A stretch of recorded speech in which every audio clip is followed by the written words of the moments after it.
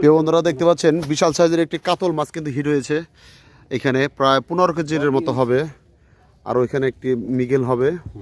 যাই হোক, সব কিছু মিলে এই যে দেখেন ঢোকাচ্ছে। বাহ, বিশাল।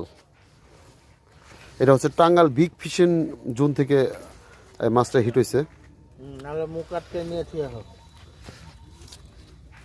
বাহ, এই যে দেখেন দুইটি মাছ ওনারা আসছে ঢাকা থেকে, খুবই সুন্দর লাগতেছে দুটি মাছ।